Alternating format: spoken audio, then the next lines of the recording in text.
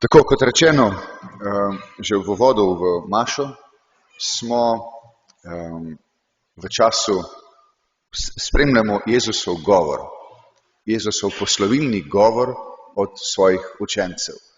Jezus jim pred svojo smrtjo že napoveduje, kaj se bo zgodilo. Smo slišali prejšnjo nedeljo, napoveduje jim ravno zato, da bodo verjeli, ko se bo zgodilo, da bodo pričakovali, da bodo odprti za to možnost, ker Bog daje, ker Bog želi dati. Ampak, če ima človek zaprte roke, potem je težko nekomu nekaj stisniti. Bog pa nikoli ničesar ne dela na silo. Bi vas danes tako opozoril na 2-3 stvari. Že v prvih stavkih današnjega evangeljskega odlomka se mi zdi, da so toliko bogati, da se splača v njih premišljati. Jezus pravi svojim učencem, če me ljubite, se boste izpolnjevali moje zapovedi, se jih boste držali.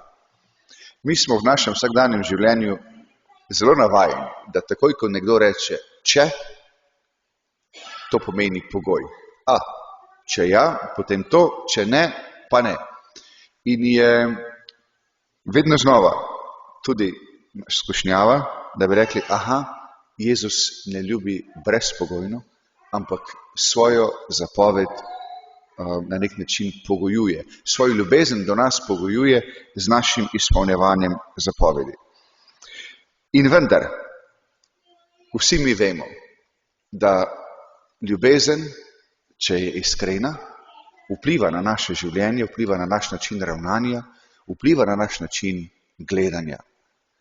Če mi nekdo reče, da me ljubi in me v naslednjem trenutku ne spoštuje mojih pogledov, ne spoštuje mojega ravnanja, ne spoštuje mojega načina razmišljanja, ne spoštuje niti približno tega, kar jaz spoštujem, potem se rečeš, čakaj zdaj, o čem govorimo? A še govorimo o ljubezni ali pa je to samo neka beseda? Če moja ljubezen do ene osebe ne spreminja mojega načina ravnanja, mojega načina obnašanja do te osebe, morda to, kar ta oseba spoštuje, meni niti približno blizu, ampak zaradi ljubezni do te osebe se bom zadržal, bom spremenil, bom na nek način morda tudi vsaj do določene mere prilagodil svoje govorjenje, svoj način ravnanja. In se mi zdi, da nas skuša Jezus spomniti na to, da ljubezen ni samo čustvo, da ljubezen, če je resnična, prevzame celotno osebo, nam da en nov način ravnanja, en nov način življenja, bi lahko rekli.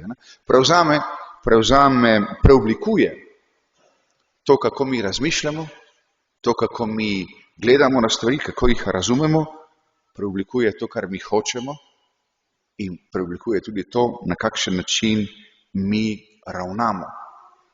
To je tista prava ljubezen. Če ne, mogoče govorimo kdaj o zaljubljenosti ali pa mogoče, kot rečeno, ljubezni površinski. Tista prava ljubezen pa vedno vpliva na naš razum, vpliva na našo voljo, vpliva na naše hotenje, ki nas potem, če smo mi tisti, ki ljubimo, nas na nek način spreminja, nas dela podobne tistim, ki jih ljubimo, tisti osebi, ki jo ljubimo. Gre za konkretno ljubezen in konkretna ljubezen je vedno v dejanjih, v resnici. Držati se, pravi Jezus, držati se zapovedi, izpolnjevati njegove zapovedi.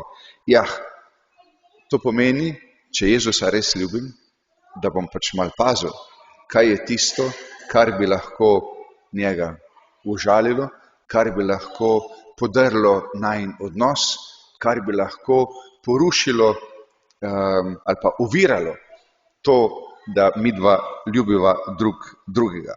Kar pomeni, jaz bom pazil na to, kaj delam, bom pazil na to, Kaj izvršujem, kaj delam po svojem ravnanju. Zakaj je Jezus toliko pozoren in opozarja na te zapovedi? Mimogrede, Jezus reče, če boste izpolnjevali moje zapovedi. Jezus vse zapovedi stare zaveze, vso postavo, zdaj postavi kot svoje zapovedi. Jezus jih ne zavrže, jih ne uniči, jih ne izniči, ampak kot pravi sama, kvečemu jih dopolni, in jih sam tudi izpolnjuje. In na ta način lahko reče, to so zdaj moje zapovedi. Če se jih držite, če jih izpolnjujete, pomeni, da ste v resnici, da želite ostajati v moji ljubezni in na nek način tudi vi kažete, da me ljubite. Držati se Jezusovih zapovedi pa ni samo na sebi en razlog, da bi rekel, Bog nas želi s tem preizkušati. Držati se zapovedi pomeni, je pravzaprav edini način, je v resnici edini pogoj, da mi lahko ostanemo blizu Bogu, da lahko ostanemo v zavezi s tem Bogom, ki nas ljubi, ki nas je izbral, ki nas je osvobodil. In vemo vsi, lahko se jih, če se spomnite morda prilike o izgubljenem sinu in usmiljenem očetu. Lahko se teh zapovedi držimo kot starejši sin, ki svojemu očetu v enem trenutku celo očita. Vedno sem se držal tvojih zapovedi, pa mi nikoli nisi naredil slavja, nikoli mi nisi dal kozliča, da bi se poveselil. Ta starejši sin očitno v svojem očetu ne prepozna očeta, ampak vidi v njem gospodarja, ki mu mora služiti.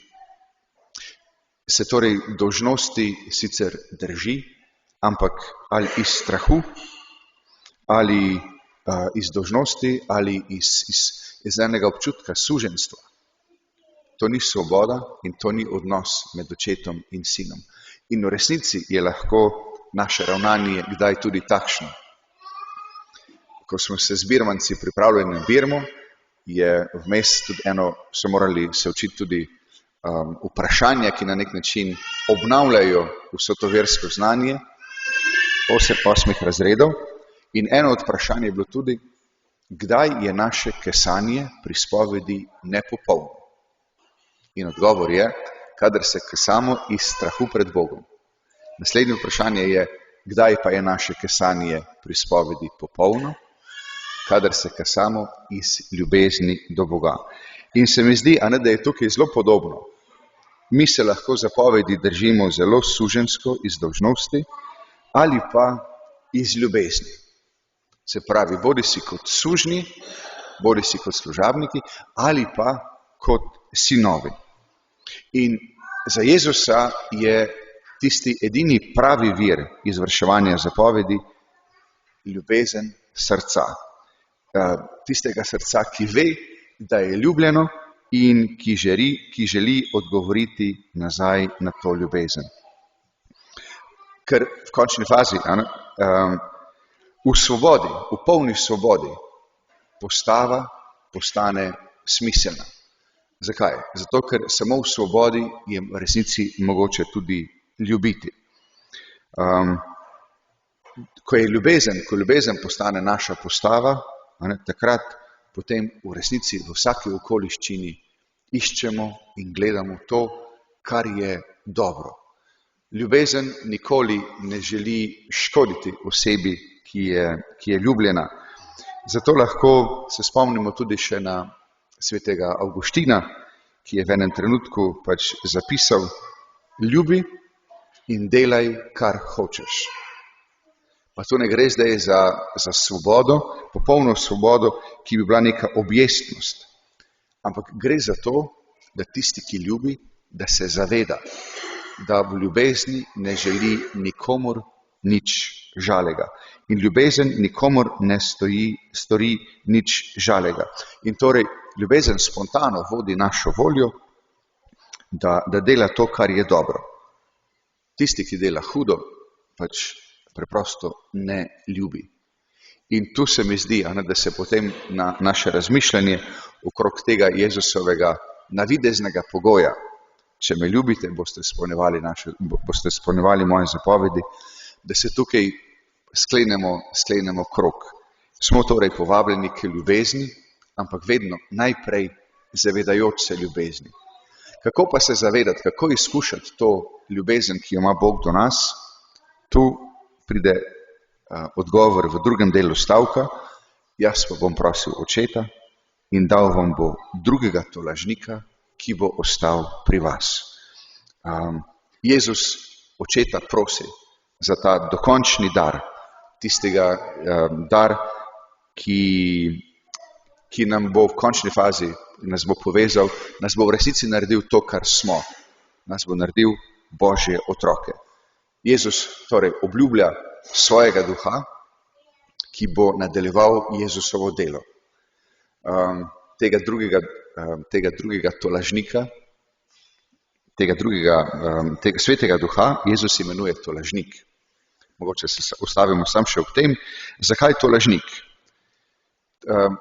Grška beseda je paraklet, ki pomeni bolj odvetnik in je pravzaprav nasprotje tistega, kar pomeni Satan, kar pomeni diabolos. Če je hudič tisti, ki nas obtožuje, je sveti duh tisti, ki nas zagovarja, kot da bi bili na enem procesu na sodišču.